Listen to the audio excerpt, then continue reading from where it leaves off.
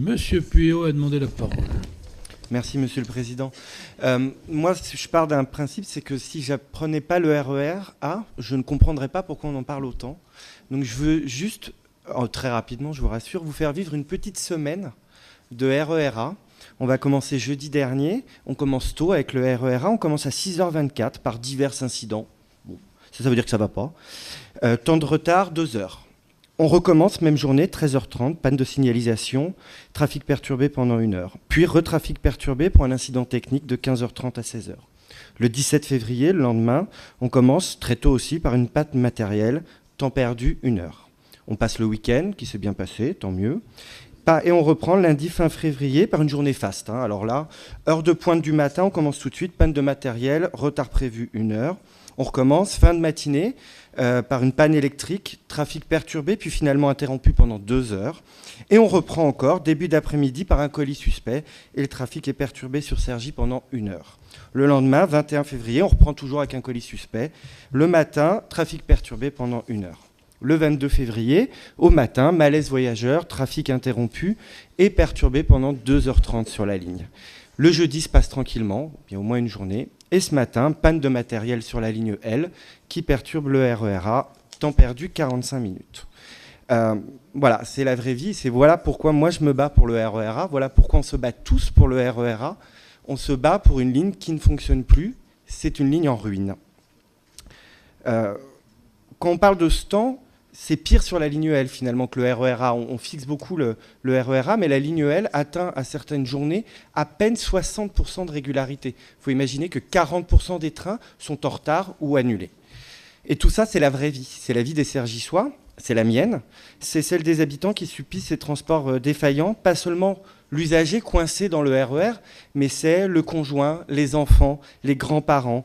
Parce que quand tout d'un coup, à 20h, il faut aller chercher quelqu'un à Cherville, à Saint-Germain-en-Laye, que donc vous n'irez pas au sport, vous n'irez pas à la réunion de votre association, et que les grands-parents se dépêchent d'arriver pour garder les enfants, ça, c'est la vie des Cergipontins.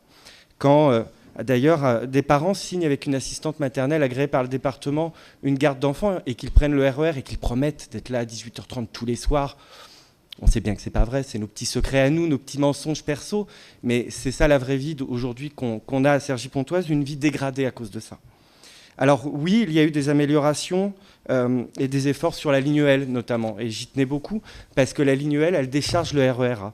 Alors, comme l'a dit Yannick Bouedec, on a le rétablissement la journée de la ligne, un train par heure, la réduction des horaires d'été, parce qu'au début juillet, tout le monde n'est pas en vacances, une demi-heure de plus le soir, qui était demandée depuis des années. C'est plus, et c'est très bien, parce que ça a été une erreur il y a 8 ans, que de casser cette ligne qui décharge le RER A et qui gagnera en plus en régularité dès que la 4e voie à Cergy-Lô sera construite l'année prochaine. Alors, entre les ateliers auxquels j'ai assisté, de septembre à décembre 2015, il y en a qu'aussi on a fait état, où j'ai passé entre 14 et 15 heures de réunion. J'ai fini par calculer avec la CNCF et la RATP, ce qui n'a pas toujours été une partie de plaisir. Le département a obtenu des choses.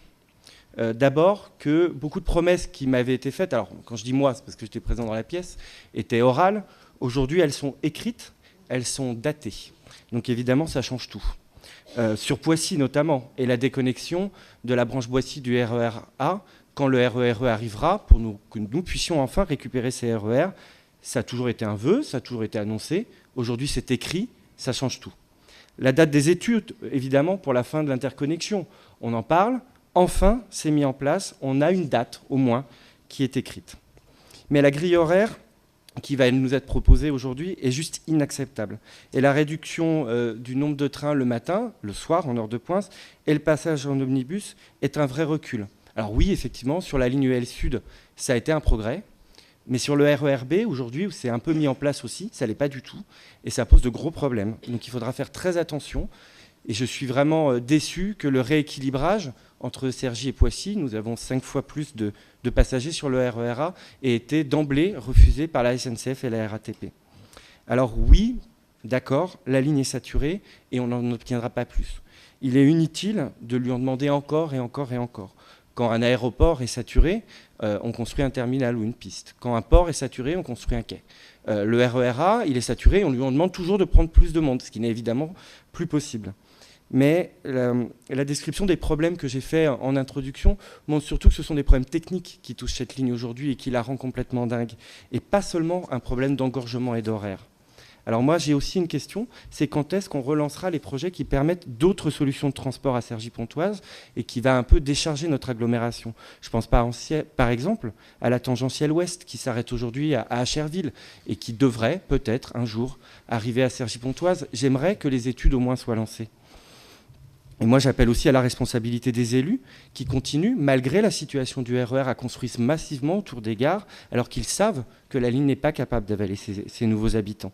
Et que le prochain grand changement se fera en 2024 avec le décrochage de Poissy sur le RER. Mais moi, bon, je me résous quand même à voter cette délibération, pas à cause des promesses de la SNCF et de la RATP, parce que j'en ai entendu tellement, on en parlait avec Monique Mérizio depuis quelques années, qui n'ont jamais été obtenues ensuite et jamais respectées, mais parce qu'elles sont faites et aujourd'hui signées par Valérie Pécresse. Alors je crois sincèrement que la présidente de région est une femme politique qui tient ses promesses, ce qu'elle fait d'ailleurs depuis un an, on le voit avec les lycées. On le voit aussi avec les transports, parce que malgré toutes ces réunions qui sont organisées et qui n'avaient pas lieu avant, de son fait. Alors moi, je suis prêt à la croire. Je voterai pour ce nouveau plan d'action pour le RER-A. Il est bon, surtout pour la L3, mais je n'oublierai personne de rappeler les nombreuses promesses qui sont faites et qui maintenant, enfin, grâce à nous, sont écrites. Merci.